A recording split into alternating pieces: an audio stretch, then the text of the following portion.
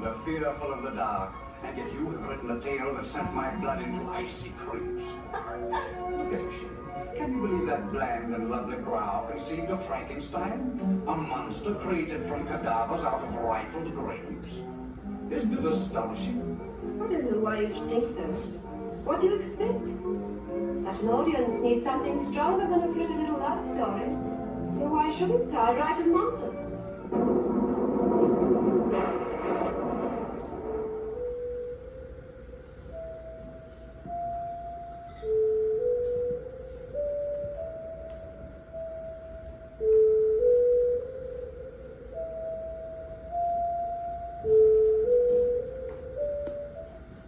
They go to town. I stay at home and think of my little dead baby. This is foolish, I suppose. Yet whenever I'm left alone to my own thoughts and do not read to divert them, they always come back to the same point, that I was a mother and I am so no longer. I dreamt that my little baby came to life again.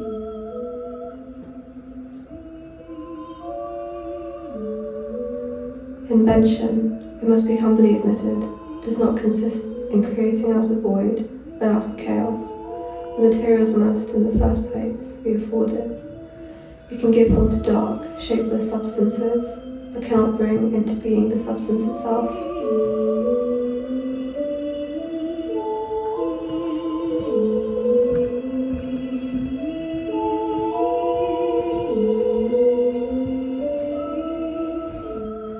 The remains of the half-finished creature whom I had destroyed lay scattered on the floor, and I almost felt as if I had mangled the living flesh of a human being. I had resolved in my own mind that to create another like the fiend I had first made would be an act of the basest and most atrocious selfishness, and I banished from my mind every thought that could lead to a different conclusion.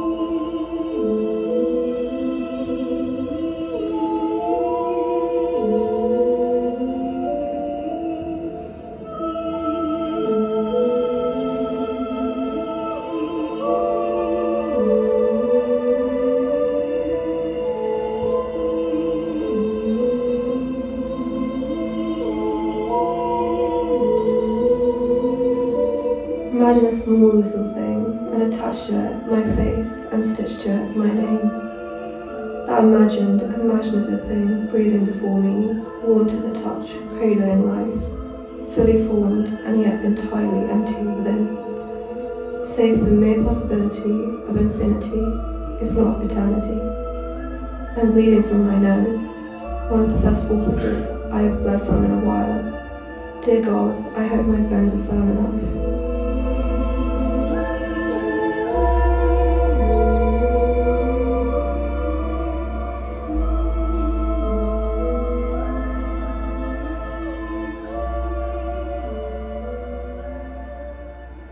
It appeared to be sleeping so quietly that I would not awaken it. How alive is something that only sleeps?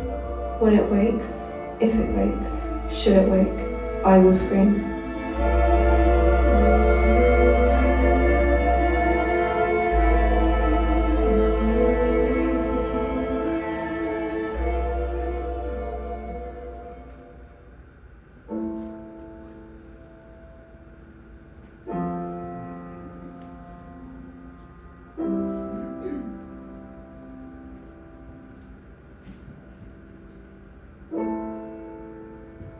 I will say to it, my, oh my, look at you, just look at you.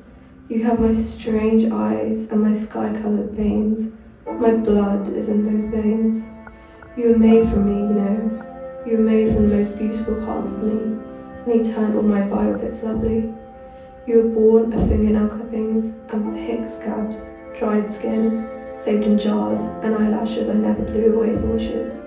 My face, my fears and futures, my name.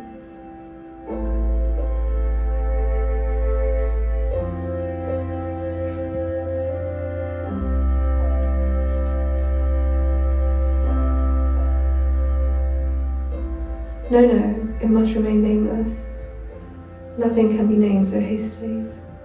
And besides, my name belongs to an identity, that's a propriety of living, not the sleeping, much less the dead, much, much less the reanimate.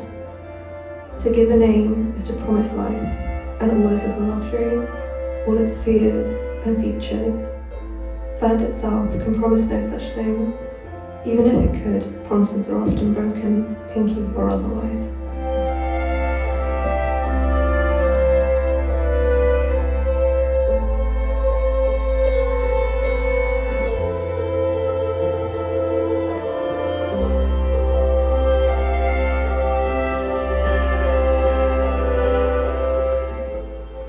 When I feel little, I fabricate the sorts of things my mother would have said to me had she lived long enough to meet me, know me, maybe even love me.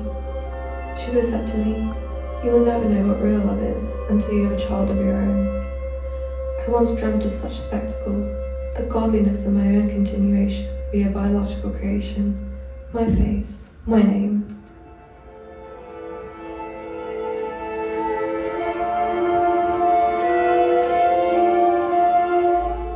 Had I a right, for my own benefit, to inflict this curse upon everlasting generations, a future, what an innocent hope. To dream of such a thing would be monstrous.